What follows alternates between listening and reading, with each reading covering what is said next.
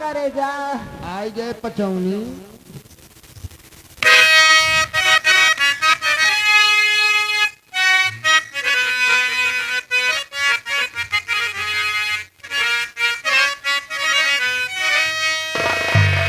अरे लगा ताड़ू भौजी परेशान की भैया झरवा नाही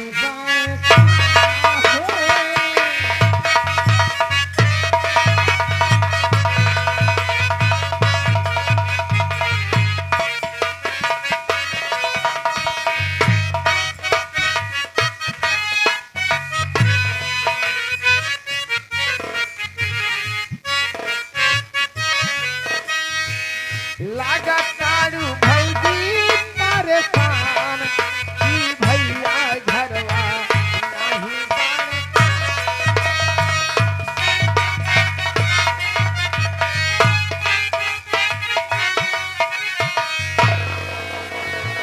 नहीं पड़ता हो भौजी नहीं पड़ता हो।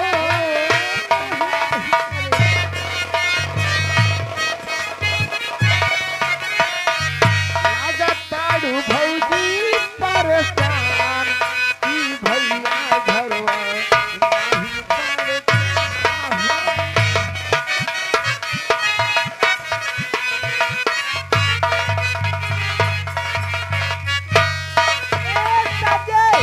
सबसे पहले मैं आपसे बंदगी करती। खुश रहो आबाद रहो, खुश रहो आबाद रहो, चाहे यहाँ रहो चाहे इलाहाबाद में ए रहो। हरामजादे, ये कौन सा आशीर्वाद दे रहे हैं? खुश रहो आबाद रहो, चाहे यहाँ रहो चाहे इलाहाबाद में रहो। आलू का चटपटा खाओ धका धका। कथरे हेलो तोहरे खपड़े के बन हेलो भैया, ये जो हमारे श्रृंगार घर में नाच देखने वाले भैया आए हैं, ये भैया नाच देखना श्रृंगार घर के बाहर देखिए। हाँ भैया, पिछवाड़ा जी देखा अगवारा देखा। श्रृंगार घर खाली कर दीजिए भैया। जितने कला प्रेमी खड़े हुए श्रृंगार घर में, कृपया उनसे हाथ जो निवेदन है कृपया श्रृंगार घर खाली कर दें। हाँ भैया, ठीक है, हमारे साथी लोग हैं, कलाकार आए हुए हैं, इनका हम सम्मान करेंगे। उनको छोड़ करके जितने फर्जी कलाकार आदमी आए हुए हैं उनसे निवेदन है।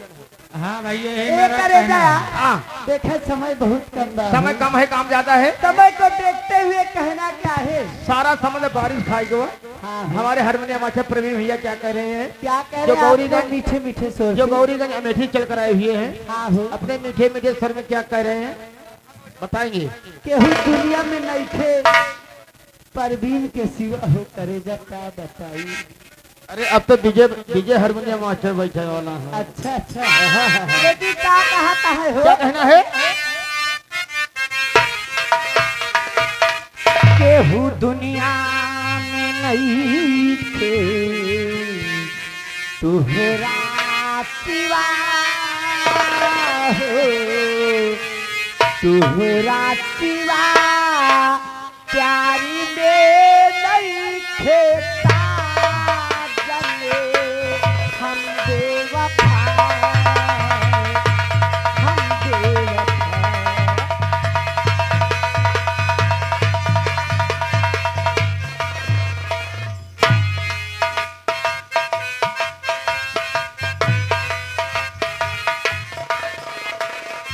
केहू दुनिया में नहीं थे तुहरा सिवा हो, तुहरा सिवा प्यारी में नहीं थे साजन, हम बेवफा,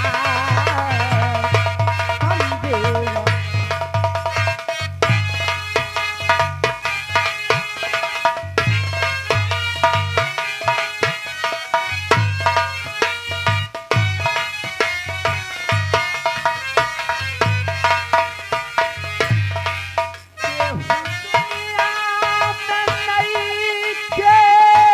तोहरा सिवा प्यार में नहीं थे साजन, हम बेवफा, केहू दुनिया।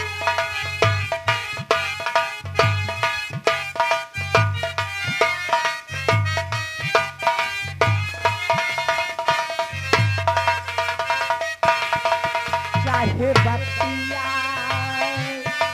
चाहे बतिया,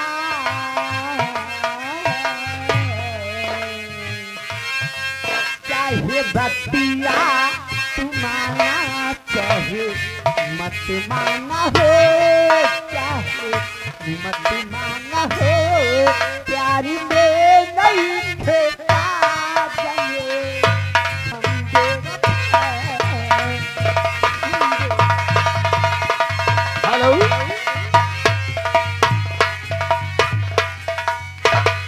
ये आ गए श्रीमान सर्व सम्मानित दादाजी हमारे बड़े भैया। क्यों नहीं? ये हमारे पूरे कलाकार के बड़े भाई हैं। इनका सम्मान हम लोग बचपन से देते चले जा रहे हैं और देते रहेंगे जब तक जिंदगी रहेगी। हमेशा हम भी जब से मानते हैं। और हमारे श्रीमान अभय प्रताप विश्वकर्मा, मलावा छजईपुर, थाना बाघराय, जनपद प्रतापगढ़, ये बड़े भैया जी की तरफ से 101 रुपया इनाम, साथ ही साथ तुम्हारे लिए एक डायरी और एक कलम दे रहे हैं। क्यों नहीं? कहे तो पढ़े लिखे गजा कच्ची यहाँ के साहब जी को बहुत बहुत धन्यवाद। आर्डर लिखने के लिए दे रहे हैं, गाना लिखने के लिए। क्यों नहीं? और पर उनके गाने की फरमाइश क्या और है? हमारी पार्टी भैया जी का हाथी सौर करती है। और भैया की फरमाइश है हैरान मुरत कंगना राती झक्का झोरी में। कैसन बा हो ये करेगा गाना पूरा होना मास्टर? चाहिए। भैया जी को नमस्कार प्रणाम धन्यवाद। हम पूरे कलाकार सहित भैया का हार्दिक स्वागत वंदन और वंदन करते हैं। धन्यवाद। कहाँ बाटा हो करेगा हमार? अरे हैरान मोरा कंगना रात झका झोली, हैरान मोरा कंगना रात झका झोली,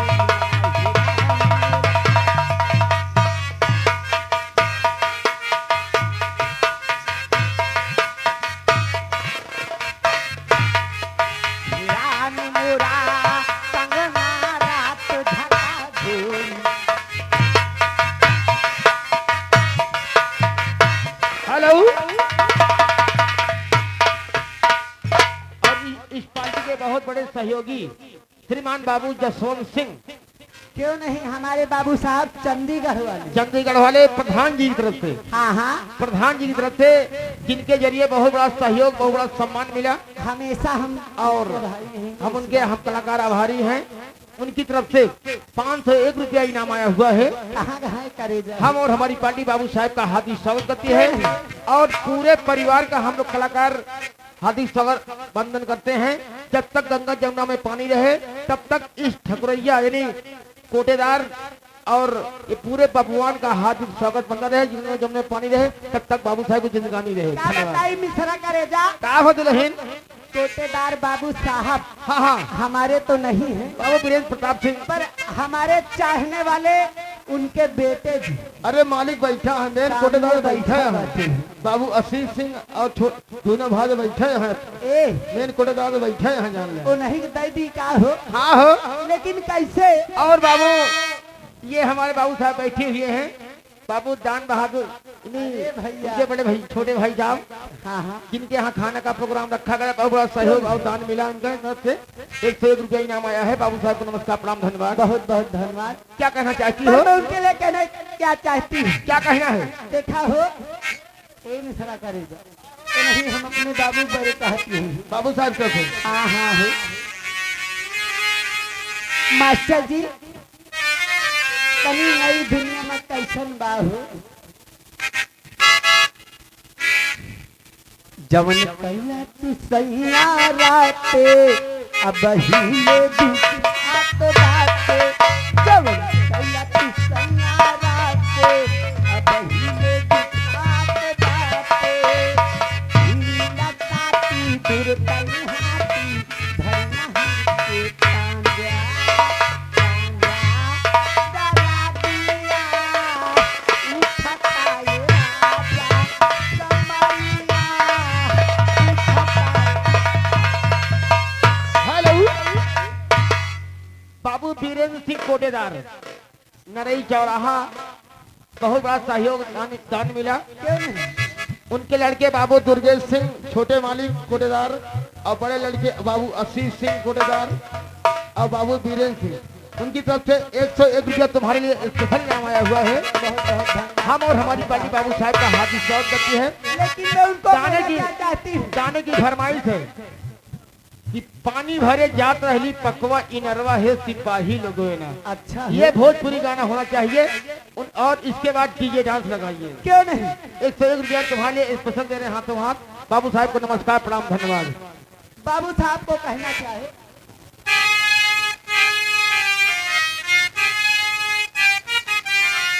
अरे पानी भर जात रहले पाकवाई नरवा हो, पानी भर जात रहले पाकवाई नरवा हो, सिपाही लोग अरे किया मुरैनी? अचारा के खेती पाही लोग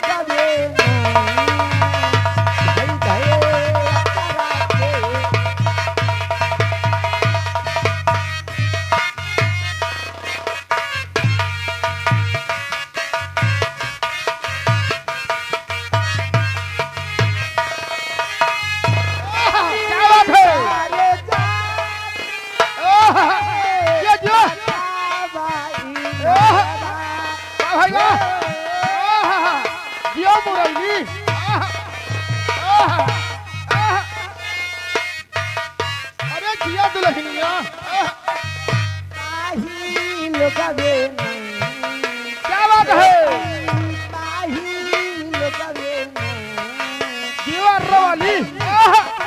क्या बात है?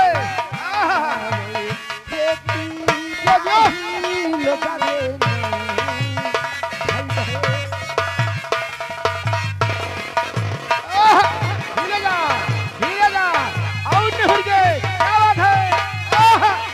जियो, जियो। आओ भाई वाह। अजय सिंह और विजय सिंह, उनकी तरफ से ये ठाकुर परिवार नरई चौराहा समस्त परिवार की तरफ से 51 रुपया इनाम आया है तुम्हारे लिए स्पेशल। और श्रीमान श्रवण भाई बम्बई वाले साहब की तरफ से 21 रुपया आया है। भैया जी का ये गाना पूरा होना चाहिए। धन्यवाद।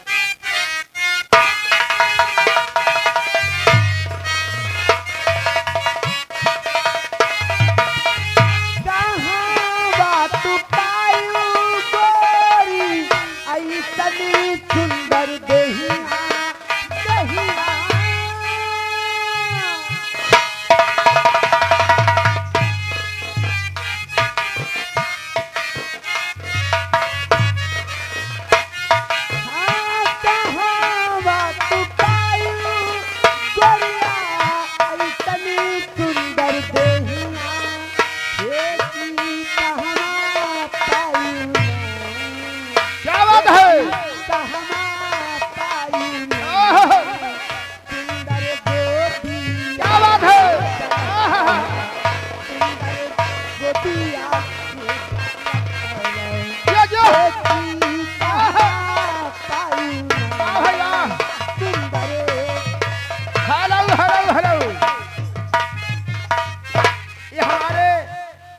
कलाकार के कंपनी मालिक श्रीमान जय भारत सर संगम संगीत पार्टी के मालिक हमारे विनोद डांसर जी, जो जनक तिवारी का पूर्वा राजापुर थाना कोतवाली महेशगंज तहसील कुंडा जनपद प्रतापगढ़।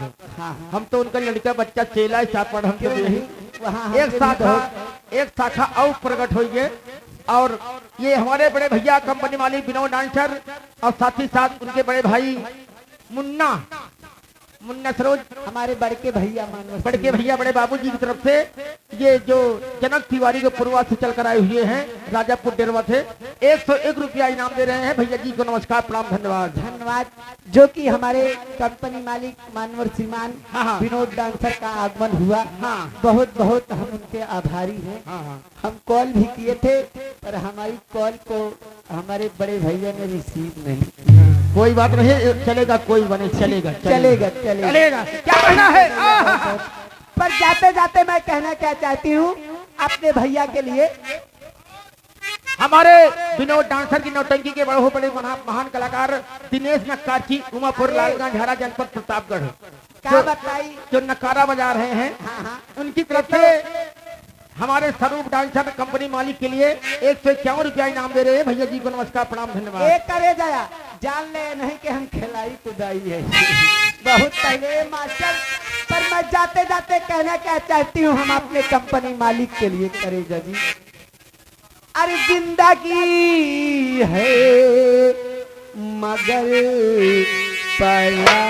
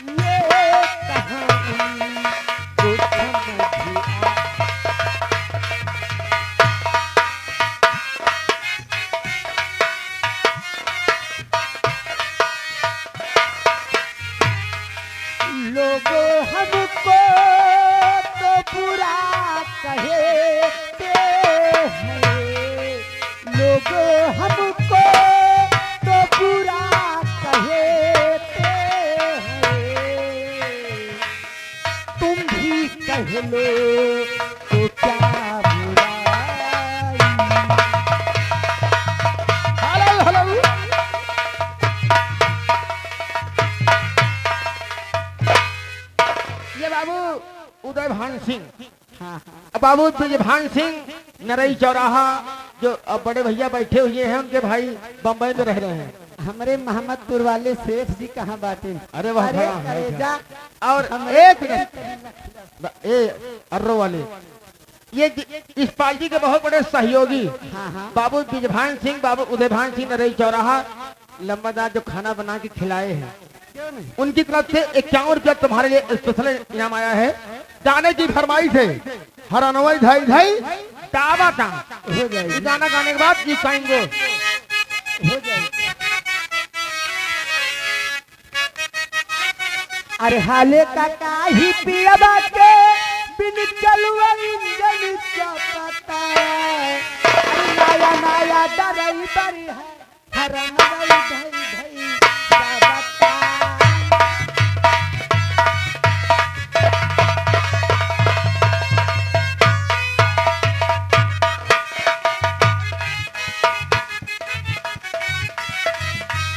हाले का काही पिया बाटे बिन चलुआ इंजन चपता नया नया डरई बरी है हरनवई धाई धाई दावता। हेलो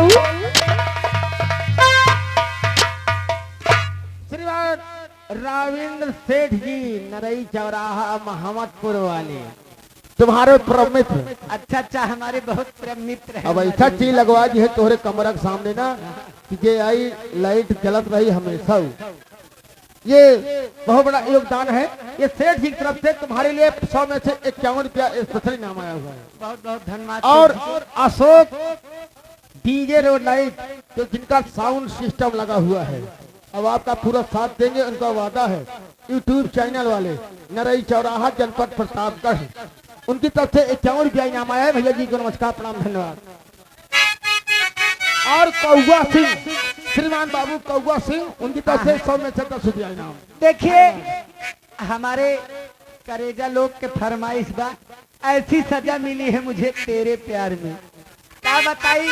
ऐसी सजा मिली है मुझे टेम्पू चलाने में। कहना क्या है मास्टर जी?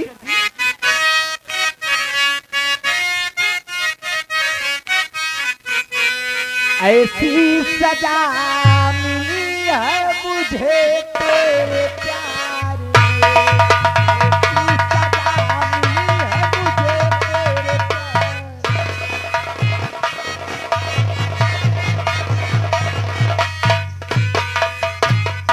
में। जैसे बाबू साहब पौआ सिंह नामों से पौआ सिंह कामो हटे है।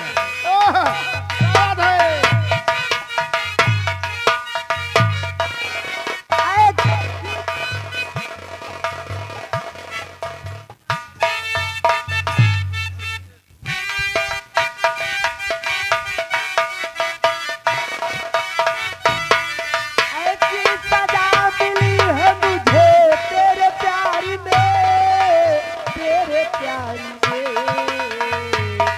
बिस्तर के फूल सूख गए इंतजार में, बिस्तर के फूल सूख। Hello DJ